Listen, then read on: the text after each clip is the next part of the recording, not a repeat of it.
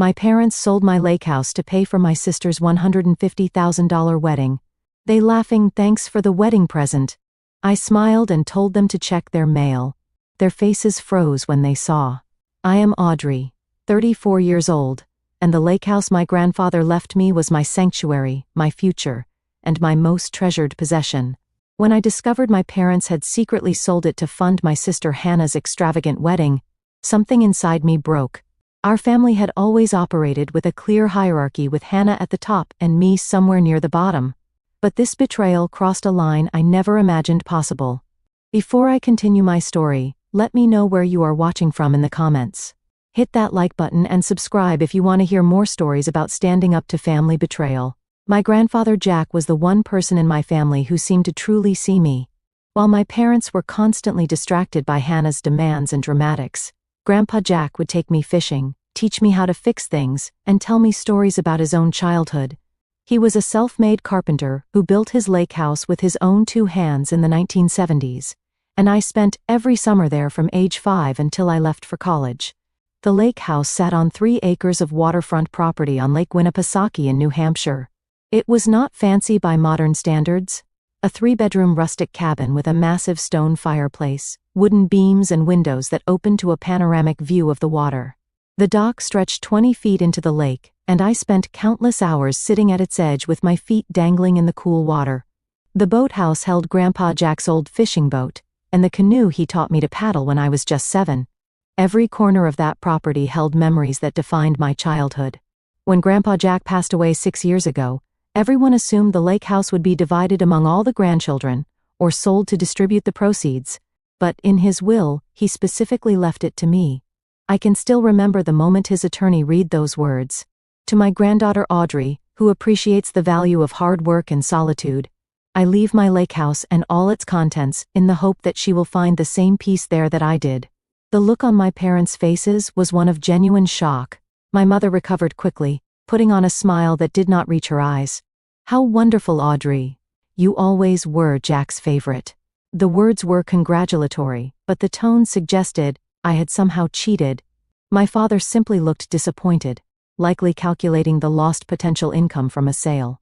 Hannah, who was 27 at the time, made no attempt to hide her feelings. "But that property is worth a fortune now. Why would he leave it all to Audrey? I spent just as much time there as she did." This was categorically untrue. Hannah had always found the lake house boring after a day or two, preferring to return to civilization where she could shop and socialize. This moment was just one example in a lifelong pattern. From childhood, our family operated with Hannah as the sun and the rest of us as planets in her orbit. She was the pretty one, the social one, the one who needed things. I was the responsible one, the self-sufficient one, the one who should understand when resources went to Hannah instead. When Hannah wanted ballet lessons, my parents found the money. When I wanted to attend a summer architecture camp, I was told to save my babysitting money. When Hannah crashed her first car 3 months after getting her license, my parents replaced it. When I needed textbooks for college, I worked 2 jobs to afford them. Despite this imbalance, I managed to build a successful career as an architect. I put myself through school, secured internships, through hard work rather than connections, and now own a small but respected firm specializing in sustainable residential design. My parents acknowledged my success, with mild surprise, as though they had not expected me to accomplish anything without their help. Hannah, meanwhile, bounced from job to job, always finding reasons why each position was beneath her or failed to appreciate her talents. She worked briefly at a boutique, a real estate office, and most recently as a social media coordinator for a local business. None lasted more than 6 months. Throughout her 20s, my parents subsidized her rent, paid off her credit cards multiple times, and never questioned her choices. When Hannah met James 3 years ago, my parents were thrilled. James came from a family with money, worked at his father's investment firm, and seemed capable of maintaining the lifestyle Hannah felt she deserved. What they either did not notice or chose to ignore was that James shared Hannah's tendency toward financial irresponsibility. He drove an expensive car, wore designer clothes, and took Hannah on lavish vacations, but lived in an apartment he could barely afford and carried significant debt. When they announced their engagement last year, Hannah immediately began planning what she called her dream wedding. Initial discussions involved reasonable venues and guest lists, but within weeks, her vision had expanded dramatically.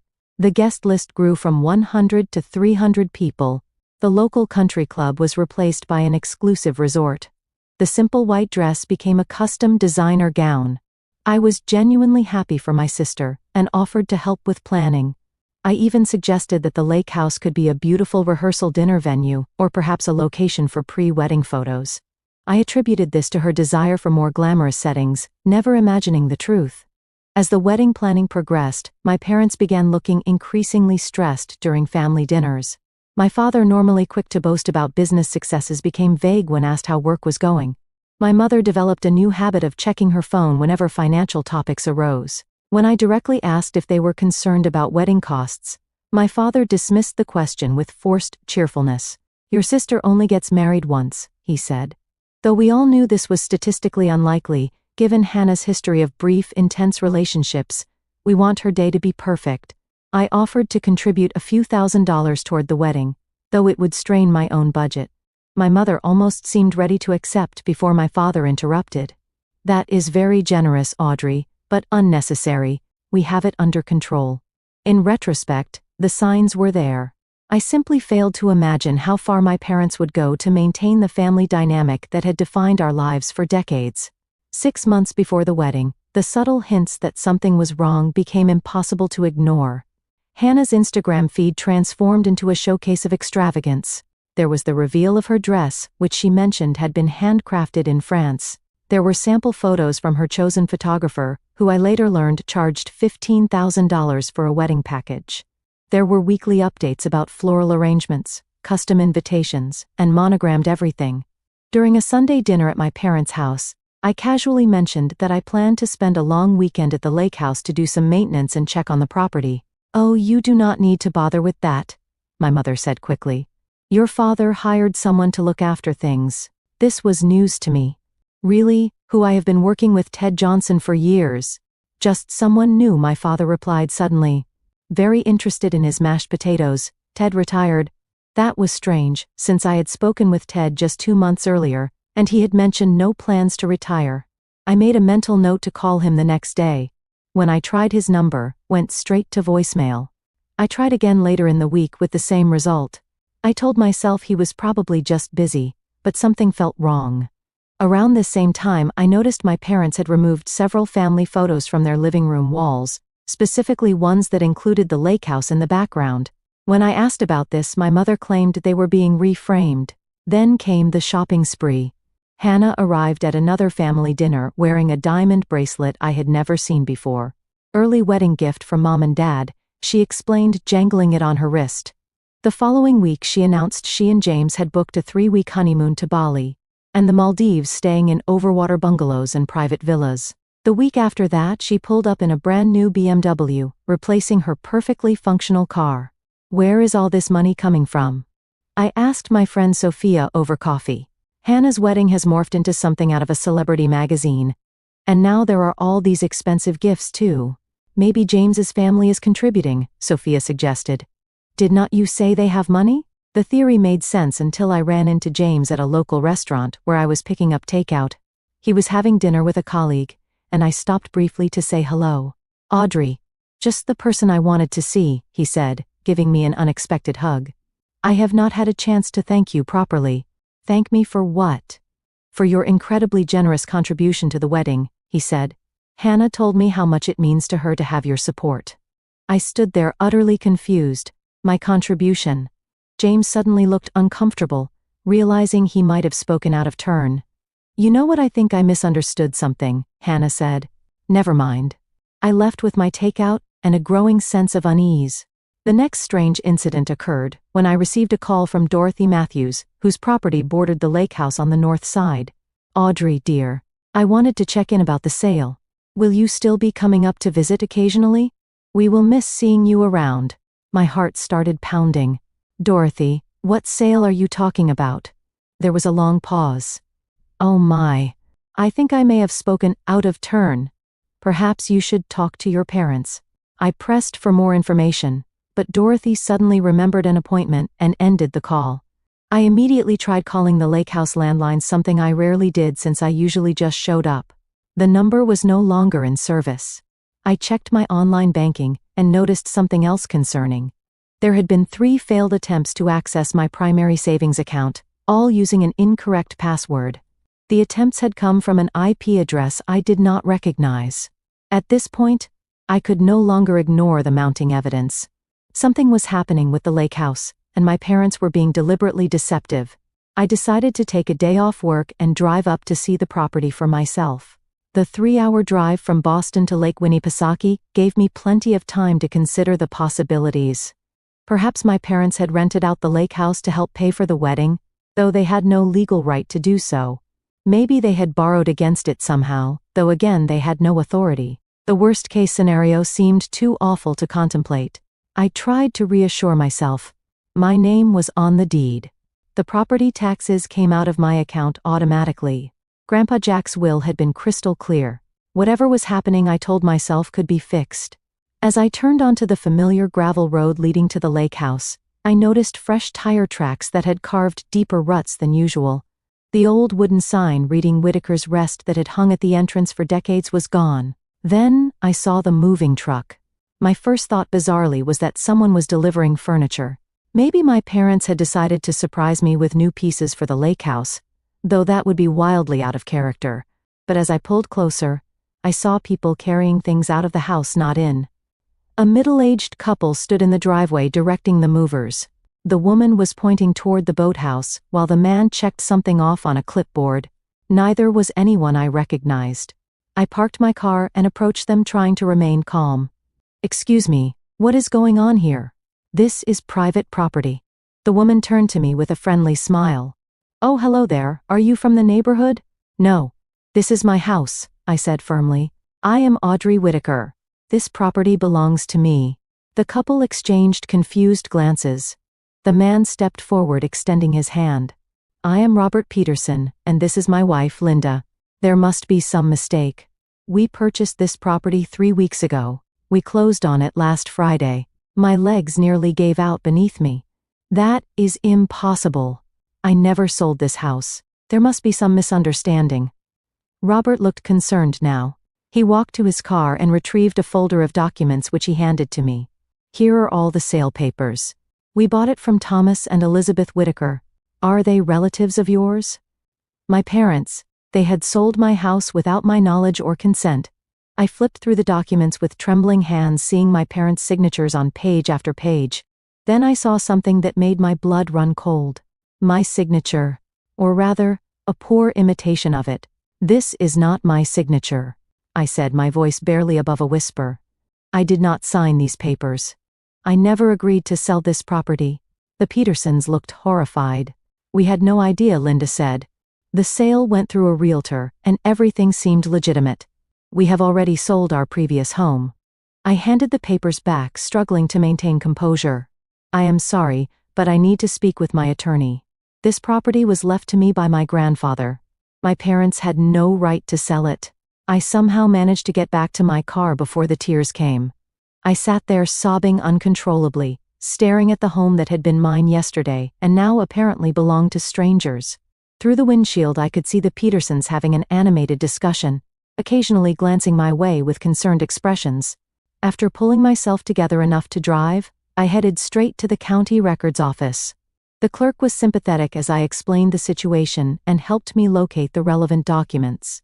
Sure enough, there was a record of the sale dated 3 weeks earlier. The property had sold for $375,000, which I knew was at least $175,000 below market value. The sale had been rushed, with the buyers paying cash. As I was leaving the records office, my phone rang. It was Dorothy Matthews. "Audrey, I have been feeling terrible since our call. I think you should know what I overheard. I was at the general store about a month ago when your parents came in. They were talking about using the lake house money for Hannah's wedding. Your father specifically said they needed to take care of it before you found out. I assumed you had eventually agreed to the sale. I am so sorry." I thanked Dorothy for the information and asked her to email me a written statement of what she had heard, which she agreed to do. My next call was to my friend Stephanie, who worked as a real estate attorney. I explained the situation as calmly as I could, though my voice broke several times. They forged my signature stuff. They sold my house to pay for Hannah's wedding. Jesus, Audrey, that is not just unethical. That is criminal. Forgery, fraud, theft, you name it. Do you want me to meet you somewhere? You should not be alone right now. We arranged to meet at her office in Concord. On the drive there, I received a notification from my bank about another attempted access to my account. It was as if learning about the house had opened my eyes to a whole pattern of deception. Stephanie reviewed the documents I had obtained and confirmed my worst fears. This is open and shut, Audrey. Your parents had no legal right to sell the property. The forged signature is clear fraud. We can get the sale reversed, though it will be messy and take some time. The poor buyers will have to be compensated for their trouble. Do you want to pursue criminal charges against your parents? The question hit me like a physical blow. Did I want my own parents arrested? Despite everything, the answer was no. I wanted justice. I wanted my property back, but I did not want to see my parents in handcuffs. I want to handle this carefully, I said finally. Hannah's wedding is in 3 weeks. I do not want to detonate this bomb before then. Stephanie looked skeptical. You are going to let them go through with the wedding using your money after what they did? I had been asking myself the same question. Part of me wanted to burn it all down immediately to call the police and my parents and Hannah and expose everything. But another part, the strategic part, suggested a different approach. If I confront them now, it will be chaos. The focus will be on saving the wedding, not on what they did. Emotions will be running high, and somehow I will be positioned as the villain for ruining Hannah's special day. If I wait until after, there is nowhere to hide. The deed is done literally and figuratively. Stephanie nodded slowly. That makes sense. So what is the plan? We document everything now. We prepare all the legal paperwork. We get statements from Dorothy and anyone else who might have relevant information. We build an airtight case. And then, the day after the wedding, we deploy it, cold Stephanie said, with grudging admiration. But fair. As I drove home that evening, my phone buzzed repeatedly with texts from my mother asking about wedding details, and Hannah sending photos of floral arrangements. The cognitive dissonance was staggering. They were carrying on as if nothing had happened, as if they had not just committed a crime against me. I did not respond to any of the messages, unsure I could maintain the facade of normalcy. That night, I barely slept, alternating between rage, grief, and disbelief. By morning, one thing was clear. I would get my lake house back, and my family would never be the same again. The engagement party was scheduled at the Langham, a 5-star hotel in Boston. Hannah had originally planned something more intimate at our parents' country club, but as with everything else, her vision had expanded dramatically. I considered not attending, but that would raise questions I was not ready to answer yet. I arrived 20 minutes late, partly due to anxiety, and partly as a small act of rebellion. The hotel's grand ballroom had been transformed with thousands of white orchids, crystal chandeliers, and ice sculptures. A string quartet played in one corner while uniformed staff circulated with champagne and hors d'oeuvres. Hannah spotted me immediately and rushed over resplendent in a beaded white gown that could easily have passed for a wedding dress itself. Audrey, finally, I was worried you would not make it. Is not this amazing? Wait until you see the cake? I hugged her stiffly, searching her face for any sign of guilt or complicity. All I saw was her usual self-absorbed excitement. It is certainly elaborate for an engagement party, I managed to say. Hannah waved dismissively. You only get engaged once. Well, to the right person anyway. She giggled as though her 2 previous broken engagements were charming quirks rather than concerning patterns. Where are Mom and Dad? I asked, trying to sound casual. Over by the champagne fountain. They are talking to the wedding planner about adding fireworks to the reception. Can you believe it? Actual fireworks? I made my way across the room, stopping to greet family, friends, and relatives. Everyone was buzzing about the spectacular wedding plans, with several people commenting on how generous my parents were being. Each compliment felt like a knife twist. I finally spotted my parents near an actual flowing fountain of champagne, deep in conversation with a sharp-dressed woman who I assumed was the wedding planner. I approached just close enough to overhear without being noticed. The fireworks display will add $20,000 to the budget, the planner was saying. But the photos will be absolutely worth it. Plus, we have had a cancellation at the estate, so we can now offer the premium garden space for the cocktail hour at only an additional $5,000. My father nodded, though I could see tension around his eyes. Hannah deserves the best, let us add both. The wedding planner beamed and walked away to make notes, and my mother touched my father's arm. Are you sure, Tom? We are already so far over budget. It is fine, he said firmly. The house money covered the essentials. We can put the extras on the equity line. I felt physically ill. The house money? My house money. Before I could decide whether to confront them immediately, Hannah clinked a spoon against her glass and called for everyone's attention. She and James stood on a small platform at the front of the room. James and I want to thank everyone for coming tonight to celebrate with us, Hannah began. And we especially want to thank my amazing parents who are making our dream wedding possible. The crowd applauded as my parents waved modestly. And a special thank you to my sister Audrey. Hannah continued finding me in the crowd for her incredibly generous wedding gift. We could not have done any of this without you, sis. All eyes turned to me. I froze, unable to respond as the room erupted in applause. James raised his glass in my direction, and my parents both smiled broadly, raising their glasses as well. Thanks for the wedding present, my father called out to appreciative laughter from the guests. I managed a tight smile and slight nod, then immediately headed for the restroom. I locked myself in a stall and tried to control my breathing, which had become rapid and shallow. They were publicly thanking me for a gift I never gave for money stolen through fraud and forgery. The audacity was breathtaking. After splashing cold water on my face, I returned to the party determined to maintain my composure. I needed to continue gathering information, not create a scene. I circulated through the crowd, accepting congratulations for my generosity with non-committal smiles. My Aunt Patricia cornered me by the dessert table. Audrey, darling. Such sad news about selling the lake house. I know how much it meant to you, but what a wonderful sister you are to make such a sacrifice for Hannah's happiness. I nearly choked on my champagne. What exactly did you hear about the lake house, Aunt Patricia? Just that you decided to sell it to help fund the wedding. Your mother mentioned you were having second thoughts, but she assured me you came around to the idea. She said, you realized you were not using it enough to justify keeping it. Each word was another revelation of the narrative my parents had constructed. They were not just thieves, they were actively working to control the story. As I made my way through the party, I saw evidence of the lake house money everywhere. The custom ice sculpture depicting Hannah and James dancing had cost thousands. The party favors were monogrammed crystal champagne flutes. Even the restrooms had been stocked with designer toiletries and fresh flower arrangements. I finally encountered my parents near the gift table. My mother embraced me warmly as if nothing was wrong. Audrey, you look beautiful tonight. That blue really brings out your eyes. Thanks, Mom, quite a party. Only the best for your sister, my father said, putting his arm around my shoulders. We are so proud of you both, you know. Hannah with her upcoming marriage, and you with your successful business. I wondered if he realized the irony. Hannah was being rewarded with a $150,000 wedding for finding someone to marry, while my years of hard work building a business from nothing merited only a casual mention. The lake house sold quickly, I said, watching their faces carefully. My mother's smile faltered for just a millisecond before she recovered.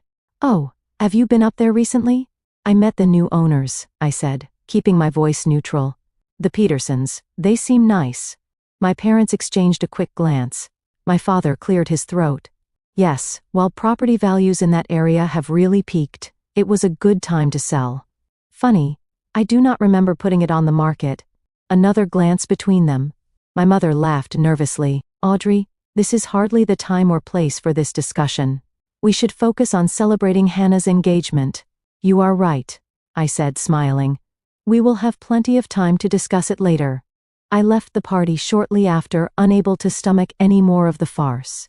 In the Uber home, I called Stephanie and updated her on everything I had learned. They are gaslighting you now, she said, creating a narrative where you agreed to the sale. This actually strengthens our case. It shows consciousness of guilt. They seem to think they will get away with it, I said, staring out at the Boston skyline. They have no idea what is coming. The next morning, I met Stephanie at her office to formalize our strategy. She had already drafted a preliminary legal brief outlining the unauthorized sale and forged documents. "Here is what we know," she said, pulling up a document on her computer. "Your parents sold the property for $375,000 on June 5. The buyers paid cash, likely attracted by the below-market price. Your parents forged your signature on multiple documents, including the deed transfer. They appear to have accessed the funds immediately, as evidenced by the timing of deposits into their account and subsequent withdrawals for wedding expenses. How did they get away with this?" I asked.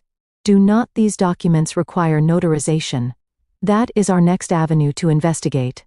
Either they found a notary willing to overlook the forgery, or more likely they forged the notary's signature as well. We will need to track down whoever supposedly notarized these documents." I rubbed my temples, feeling a headache building. What about the buyers, the Petersons? Where do they stand legally? They are innocent purchasers, but unfortunately they do not have clear title. A forged deed cannot transfer ownership, no matter how innocent the buyer. The good news for them is they will have recourse against your parents for fraud. The bad news for everyone is this will be messy. We spent the next hour outlining our approach.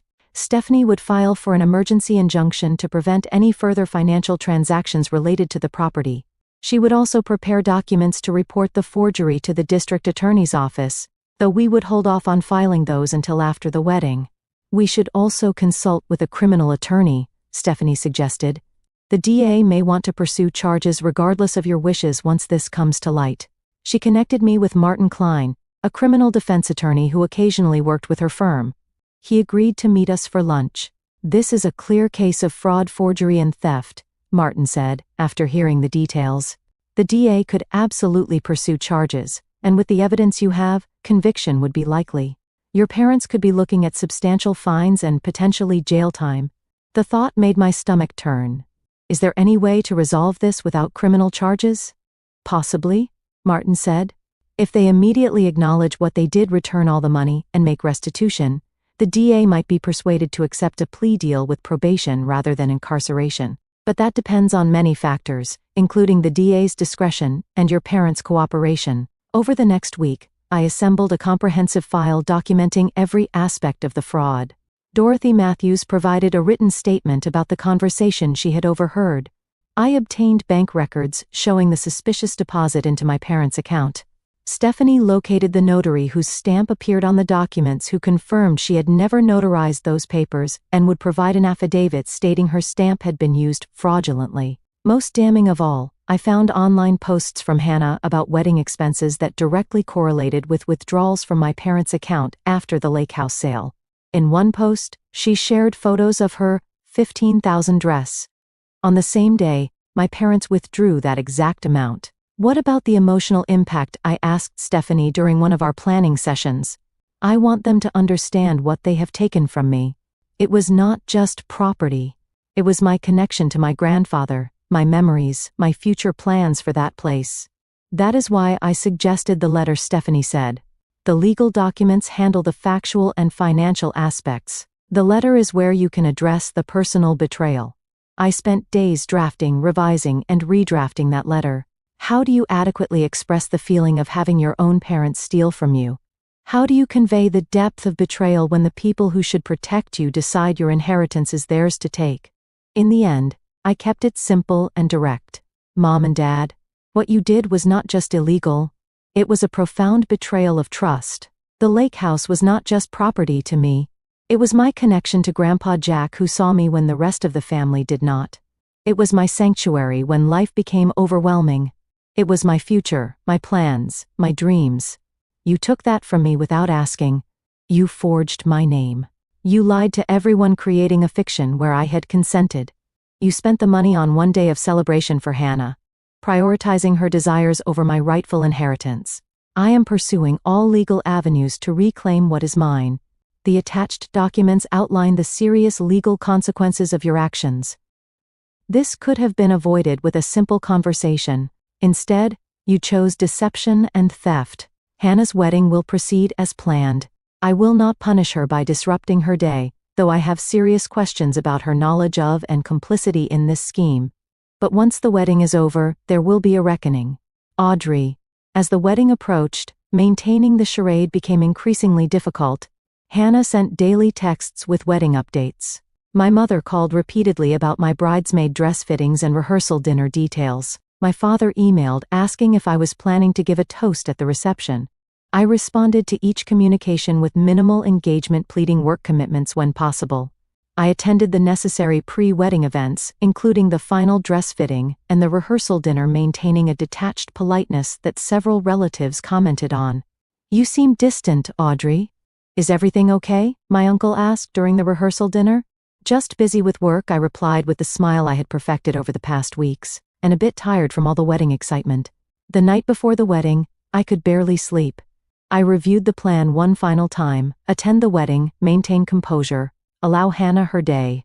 Then the morning after, Stephanie would send the legal package to my parents via courier, and I would forward my letter via email.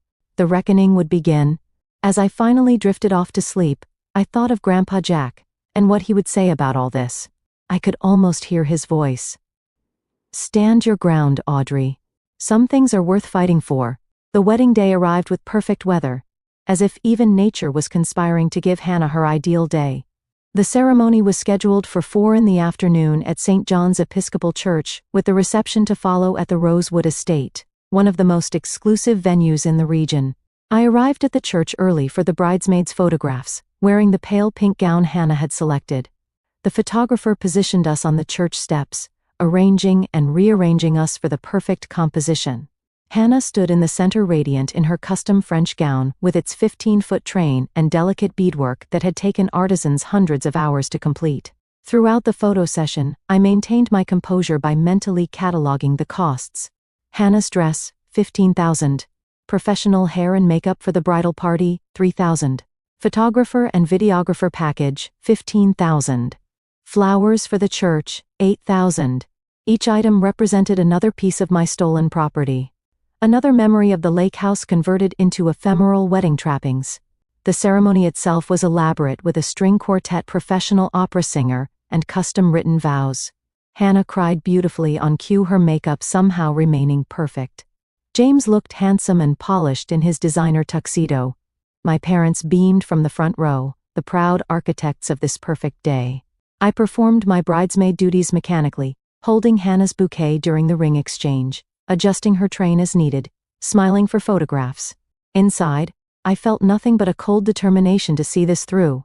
After the ceremony, guests were transported to the Rosewood Estate via a fleet of vintage Rolls-Royce cars. The estate had been transformed with thousands of flowers, twinkling lights, and elegant drapery. Cocktail hour featured a raw bar, caviar station, and champagne fountain identical to the one from the engagement party. I circulated among the guests, accepting congratulations on my sister's behalf and deflecting questions about the lake house with vague responses. It was a difficult decision, I would say, or sometimes we have to make sacrifices for family. Dinner was served in the estate's grand ballroom, where each table featured elaborate centerpieces of orchids and roses. The menu included Wagyu beef, butter, poached lobster, and gold-flaked desserts. A 10-piece band played on a custom-built stage, and professional dancers had been hired to encourage guests onto the dance floor.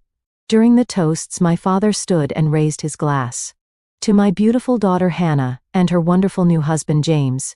Your mother and I could not be prouder. We have spared no expense to make this day perfect for you, because you deserve nothing but the best." The crowd applauded enthusiastically. I took a long sip of champagne to avoid having to smile. Hannah's maid of honor gave a touching speech about their friendship, and then James's best man shared amusing anecdotes about the groom. Finally, Hannah herself stood up, slightly tipsy from champagne.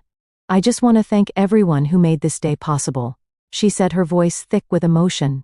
"My amazing parents who gave me everything I ever wanted, my wonderful new husband who I love more than anything, and my sister Audrey who made the biggest sacrifice of all." She turned to look at me. "I know how much that lake house meant to you, and the fact that you were willing to let it go for my special day means more than I can say." The room erupted in applause. I felt dozens of eyes on me, expecting some response. I raised my glass slightly and nodded, not trusting myself to speak. As the evening progressed, the alcohol flowed freely and the dance floor filled. The cake cutting, the first dance, the father-daughter dance, all unfolded according to plan. I remained on the periphery, observing it all with detached interest like an anthropologist studying an unfamiliar culture's rituals. Around midnight, as the party was still in full swing, my parents cornered me near the dessert table. "You have been quiet all day," my mother said, her words slightly slurred from wine. "Are you not having a good time?" "It is a beautiful wedding," I replied neutrally.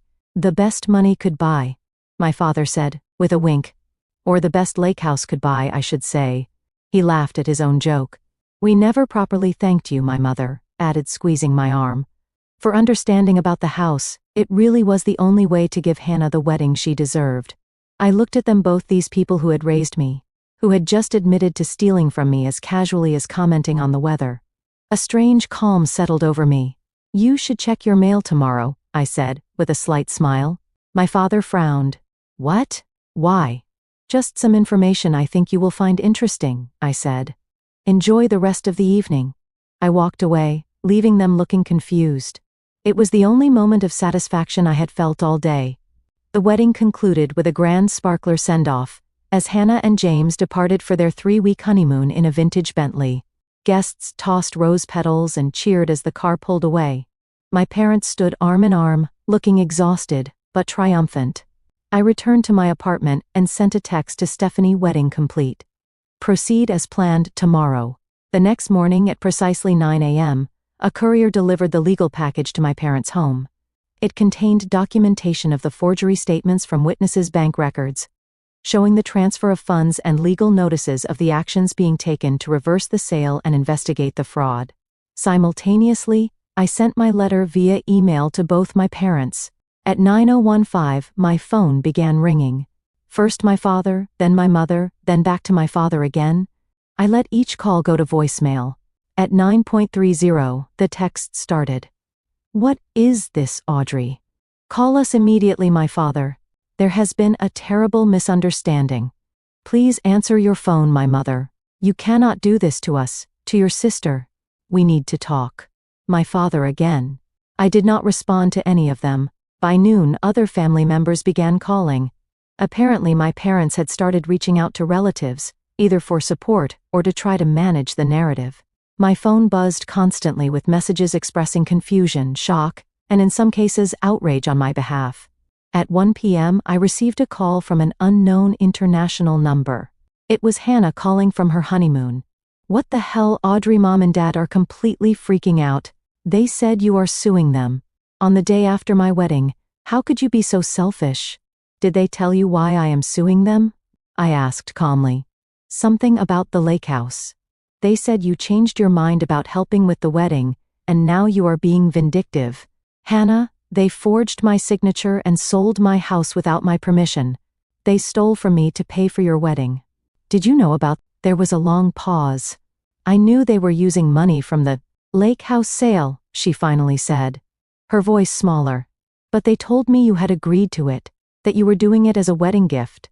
And you believed that. That I would give up my inheritance from Grandpa Jack for your one-day celebration. It is not just one day," she protested weakly. "It is my marriage, my future with James." "Your marriage and future with James have nothing to do with stealing my property," I said.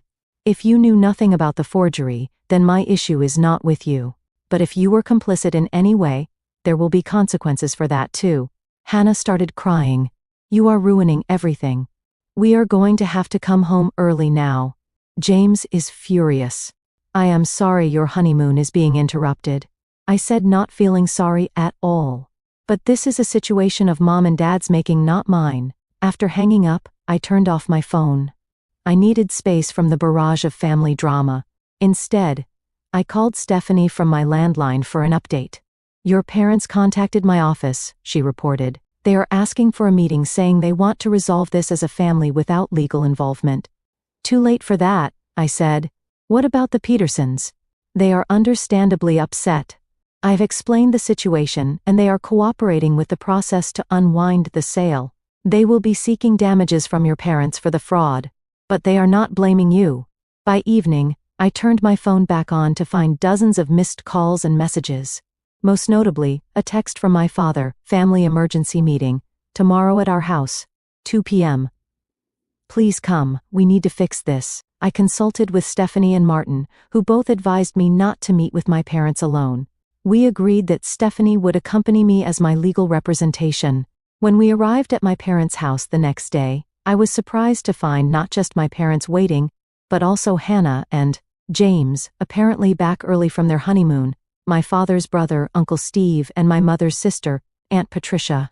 Clearly, my parents had called in reinforcements. My father looked shocked when I walked in with Stephanie. "Who is this?" We said family only. "This is Stephanie Miller, my attorney," I said. "She goes wherever I go for discussions about this matter." "We do not need lawyers for a family discussion," my mother protested. "This stopped being just a family discussion when you committed fraud," I replied. The room fell uncomfortably silent. Hannah sat on the couch looking pale and tired, still in traveling clothes. James stood behind her, his face tight with anger. Uncle Steve and Aunt Patricia exchanged uneasy glances. My father tried a different approach. "Audrey, honey, we know you are upset. There was a misunderstanding about the lake house. We thought we had your implicit consent." "Implicit consent," I repeated. "You forged my signature on legal documents. You sold property that did not belong to you. You took hundreds of thousands of dollars that were not yours to take. Which part of that was a misunderstanding?" "We were going to pay you back," my mother said weakly. "With what money? When? Was there a plan? Or were you just hoping I would not find out until it was too late?" No one answered. I opened my laptop and connected it to their television. "Let me show you exactly what happened so there is no more room for misunderstandings." Over the next 30 minutes, I presented the evidence Stephanie and I had compiled. The forged documents with my fake signature. Bank records showing the transfer of funds directly correlating with wedding expenses. Timeline of events showing the deliberate deception. Statement from Dorothy Matthews about the conversation she overheard. Proof that the notary's signature and stamp had also been forged. When I finished, the room was deathly quiet. Hannah was openly crying. James looked like he wanted to be anywhere else. My aunt and uncle appeared horrified. "Do you have any idea what you have done?" I asked my parents. "Not just legally, but to our family. To our relationship. You stole from me. You violated my trust in the most fundamental way possible. For what, so Hannah could have gold flakes on her wedding cake?" My father finally spoke, his voice subdued. "We made a terrible mistake. We got caught up in giving Hannah the wedding she wanted. We told ourselves we would figure out how to make it right with you later. By creating a false narrative where I had agreed to sell, by gaslighting me, and lying to the entire family. We panicked," my mother admitted. "Once we started down this path, we did not know how to stop." Hannah looked up, her makeup streaked with tears. "I did not know they forged your signature, Audrey. I swear. They told me you had agreed to help with the wedding by selling the lake house. I thought it was incredibly generous, but not impossible. You have always been the responsible one, the one who makes sacrifices." The last sentence hung in the air, unintentionally revealing the family dynamic that had made this situation possible in the first place. I had always been expected to sacrifice for Hannah. This was just the most extreme version of a pattern established long ago. "What happens now?" my father asked, looking at Stephanie. "That depends partly on Audrey," she replied. "The legal process to unwind the fraudulent sale is already underway. The Petersons will need to be compensated for their troubles. There will be financial penalties and legal fees. As for criminal charges, that will be up to the district attorney. Though Audrey's wishes will carry significant weight, all eyes turn to me." "I want my house back," I said firmly. "I want every penny that was taken from me returned, plus interest and damages. I want a public acknowledgement of what you did, and an apology to everyone you lied to about this. And I want you both to get counseling to understand why you thought this was acceptable." My parents nodded mutely. "As for criminal charges," I continued, "I do not want to see you in jail, but that may not be entirely up to me. What you did was a crime, and there may be consequences beyond what I can control." Uncle Steve cleared his throat. "I had no idea any of this was happening. Tom, Elizabeth, what were you thinking? This is your daughter, your own child. We always favored Hannah," my mother said quietly. "We never meant to, but we did. She needed more, demanded more, and we responded to that. Audrey was always so capable, so self-sufficient. We took her for granted. That is not an excuse for theft," I said. No, it is not, my father agreed. Nothing excuses what we did. We betrayed you, Audrey. We violated your trust, and we are so sorry. Their apology felt both genuine and wholly inadequate. The damage was done. Trust once broken at such a fundamental level could not be easily repaired.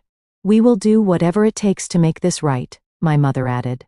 I looked around the room at my family, seeing them with new clarity, the parents who had always prioritized Hannah's wants over my needs, the sister, who had benefited from this dynamic her entire life, the extended family who had observed but never intervened.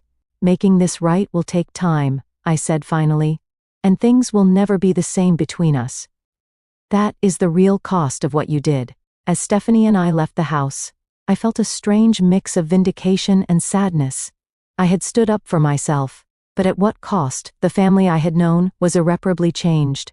Yet somehow, I also felt lighter, as if a burden I had carried for years had finally been set down. The legal aftermath unfolded over the next 6 months. The sale of the lake house was invalidated with the court ruling that the forged documents could not transfer legal ownership. The Petersons were understandably upset, but ultimately settled for a compensation package that included all their moving expenses, legal fees, and additional damages for the inconvenience. My parents liquidated investments and took out a home equity loan to repay me the full value of the property plus interest in damages. They narrowly avoided criminal charges after the district attorney agreed to a deal that included community service, financial restitution, and mandatory counseling. The lake house returned to my possession, though not without emotional complications. The first time I visited after regaining ownership, I sat on the dock for hours, reconnecting with the property and processing everything that had happened. The space felt different, somehow tainted by the betrayal, yet still fundamentally mine. I spent that summer restoring the lake house both physically and spiritually. I replaced the locks and installed a security system. I repainted walls, refinished floors, and updated the kitchen that had remained largely unchanged since Grandpa Jack's time. Each improvement felt like reclaiming the space, making it mine again. My relationship with my family entered a new phase. Hannah and I spoke infrequently, at first our conversations awkward and strained. She had returned most of the wedding gifts after learning the truth, though she and James remained married. Their honeymoon had been cut short, and the fairy tale beginning to their marriage had been irreparably tarnished. During one of our rare phone calls, Hannah finally asked the question that had clearly been bothering her. Would you have helped with the wedding if they had asked you directly? Would you have sold the lake house voluntarily? I considered the question carefully. No, I said finally. The lake house was never mine to give away for a wedding. It was Grandpa Jack's legacy, his life's work. He entrusted it to me specifically because he knew I valued it for what it was, not what it could be converted into. I might have contributed some money to your wedding, but the house was never an option. Hannah was quiet for a moment. I think I always knew that, she admitted. Maybe that is why I never questioned their story too deeply. It was easier to believe you had agreed than to face the truth. My parents and I established a careful distance. We spoke monthly, met occasionally for brief meals, but the easy familiarity was gone. They continued with their counseling, gradually coming to terms with the damage they had caused and the patterns that had led to their actions. We always thought we were doing what was best for both of you, my mother said, during one difficult conversation. Hannah seemed to need more support, more attention, more resources. You were so capable, so independent. We told ourselves it balanced out somehow.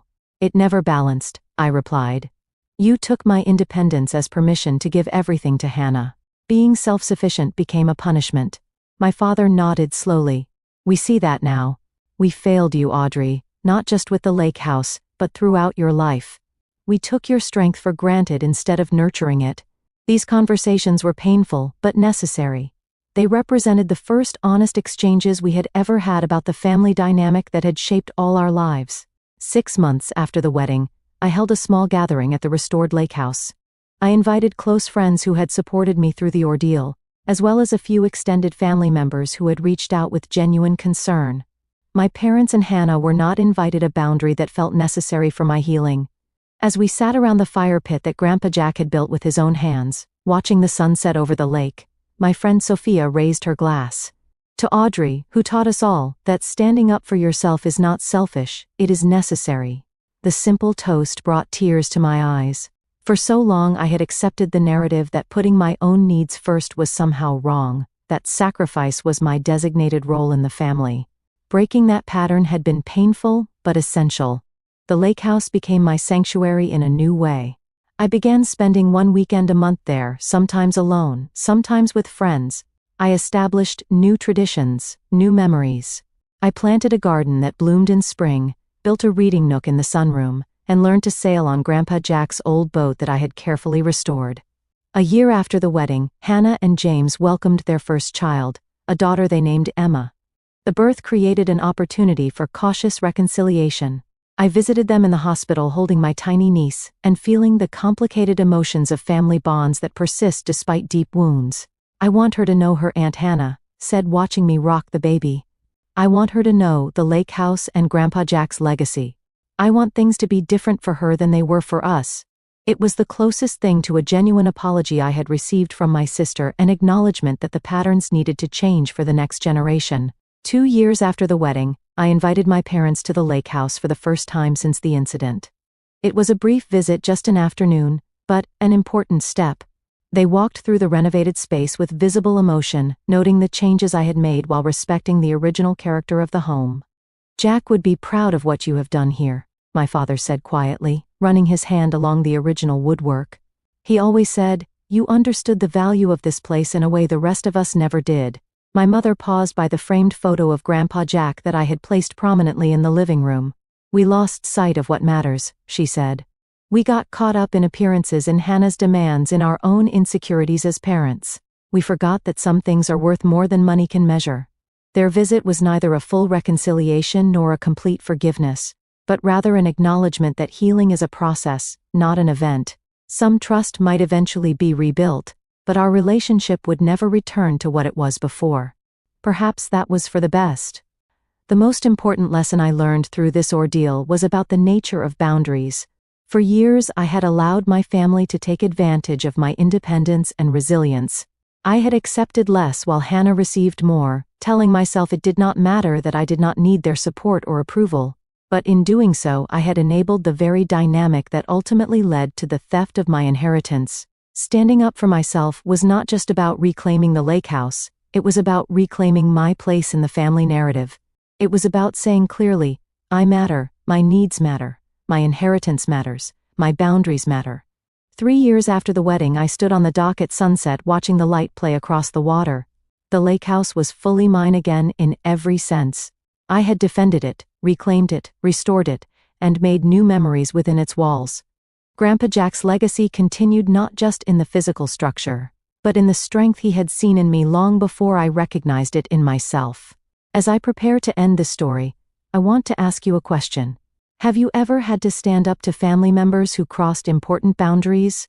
How did you handle it, and what did you learn from the experience? I would love to hear your thoughts in the comments below. And if this story resonated with you, please hit the like button. Subscribe to my channel for more stories about family dynamics and personal growth. And share this with someone who might need to hear that it is okay to protect what is rightfully theirs. Thank you for listening to my journey, and remember that sometimes the most important relationships we need to honor are the ones with ourselves.